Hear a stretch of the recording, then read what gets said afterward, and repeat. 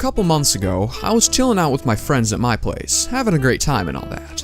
But all of a sudden, unbeknownst to me, one of them got into my Twitter and posted, "EarthBound Beginnings is a good game."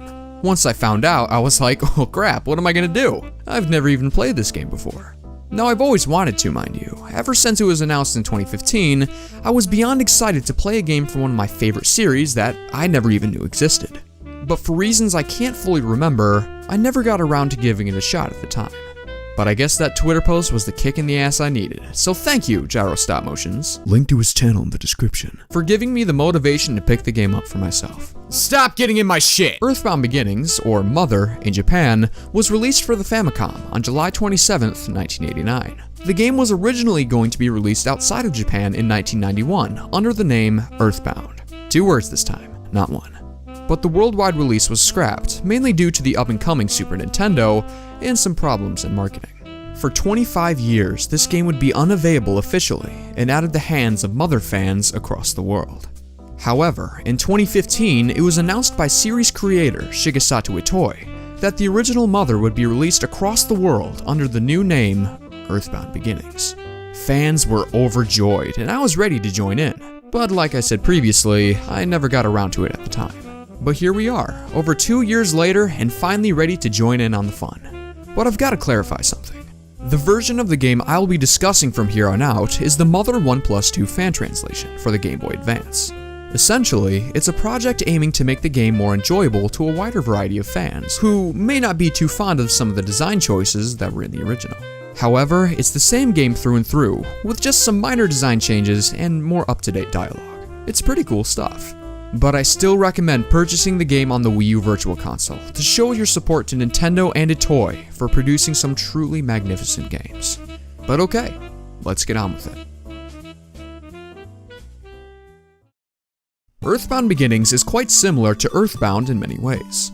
A group of kids go on an adventure to find 8 mystical locations, or 8 items in this case, to stop the big baddie of the game, Giygas. Yeah, that Giygas.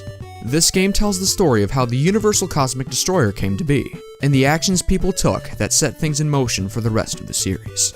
Going into it, I didn't really expect much plot-wise, being an NES game and all that. But admittedly, this story has become one of my favorites in the series. It's interesting to see where things started, and I think the payoff was even greater due to my prior knowledge of the later games in the series. But BeeSquared, this game is over 25 years old, and you're saying it has one of the greatest stories in the series. Have you forgotten Mother 3? Well, no, of course not. But the aspect of this story, and pretty much the whole game actually, that left the biggest impression on me was the game's simplicity. Like our spiffy young friend here said, this game is over 25 years old. Not only that, but it was originally released on the Famicom, which is essentially the NES, but in Japan. Because of this, the developers had tons of limitations that they needed to consider. And I'm no game designer by any means, but I'd imagine creating a game taking place in the Mother series, with all its defining features, must have been an extremely difficult task, especially at the time. And while visuals may not be as vibrant, and stories not as thrilling or complex as later games in the series, EarthBound Beginnings manages to create its own world in such an amazing way by using that simplistic design. Take this scene with Lloyd, for example, a character you meet on your journey. You find him on a rooftop hiding in a trash can because, well, he's being picked on by his classmates. When you go to talk to him, he refuses to come out, and will only do so if you bring him a bottle rocket as a show of good intentions. Personally, if a kid being picked on asked me for some explosives, I think I'd just turn around and pray to God he couldn't find me. But you're the hero of this story, and like the good hero you are, you go to a factory and bring him one.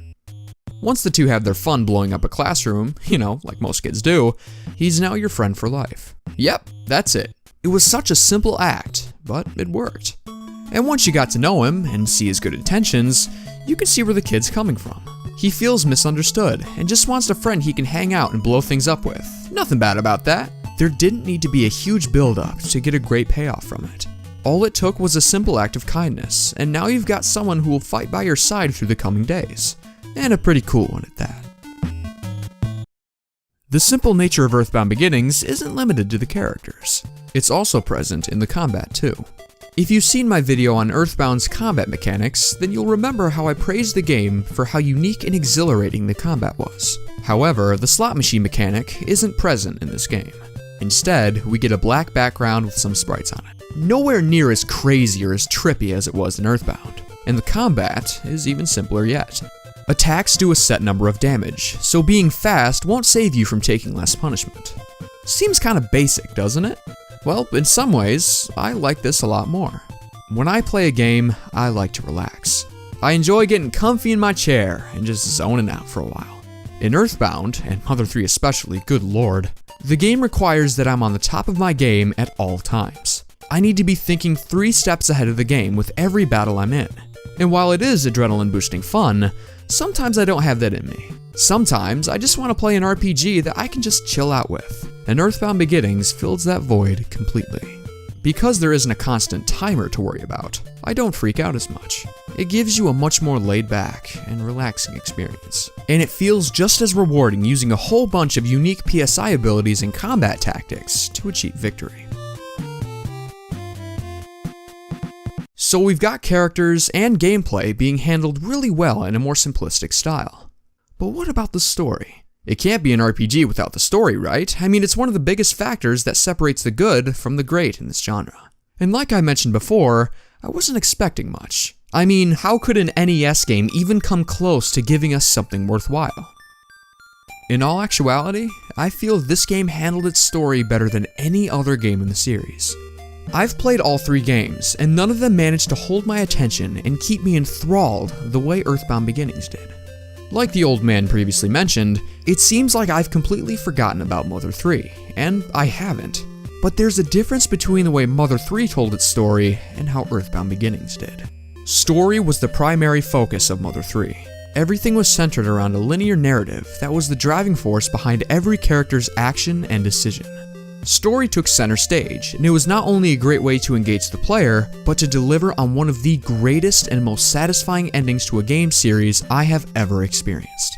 EarthBound Beginnings, on the other hand, took a more subtle approach to storytelling. You'll notice little details the game peppers around your journey, and as time goes on, it starts to make you think. What's going to happen once I've found all 8 melodies? What impact will it have on my friends and the world around me? These questions then lead to more questions, and within a few moments, you're hooked, and unable to stop moving forward until you've seen the whole game through. And once you do see what happens, the payoff is all the more powerful. Now, I'm not saying I dislike Mother 3's story by any means. No, that's simply not the case. I just love the more subtle approach Beginnings took with its narrative, and how the game managed to tell a great story despite its limitations.